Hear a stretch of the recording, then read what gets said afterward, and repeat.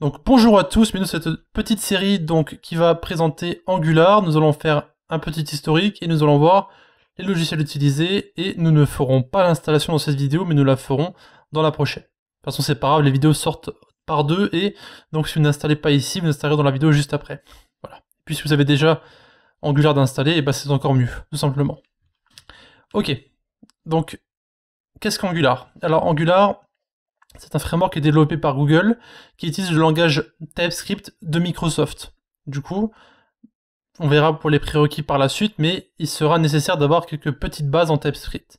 C'est pas grave si vous ne les avez pas, on va voir plus ou moins qu'est-ce que c'est et comment ça s'écrit lorsqu'on fera nos prochaines vidéos, mais avoir des bases en TypeScript, ça serait pas mal.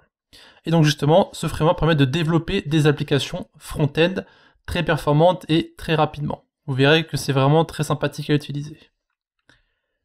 Donc un petit historique, donc je l'ai mis complètement en entier ici, donc ça va peut-être un peu vous choquer, parce que Angular JS est sorti en 2010, la version 2 est sortie en 2016, et à partir de là, c'est vraiment parti dans tous les sens.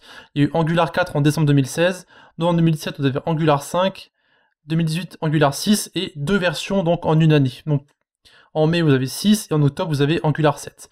Donc les versions vont très très vite, on ajoute des codes et des versions très rapidement dans Angular, donc il faut savoir que pour cette série, on utilisera Angular 5, et lorsque vous apprendrez la version 5, elle sera, enfin ce que vous savez ici, sera valable pour les versions 6 et 7, puisqu'il n'y a pas vraiment de gros changements dans les versions 6 et 7.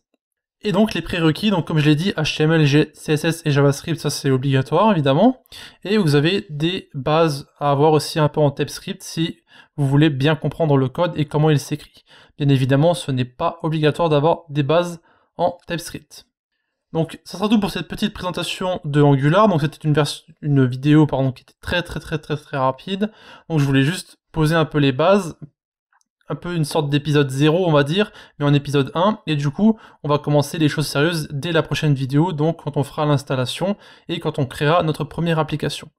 Donc si vous avez des questions à poser, vous avez les commentaires de YouTube, vous avez le Discord de la communauté qui a maintenant qui va bientôt avoir un salon pour Angular, donc vous pouvez ici poser vos questions dans la vidéo, si jamais sur le Discord si je ne vous réponds pas dans les commentaires, et voilà.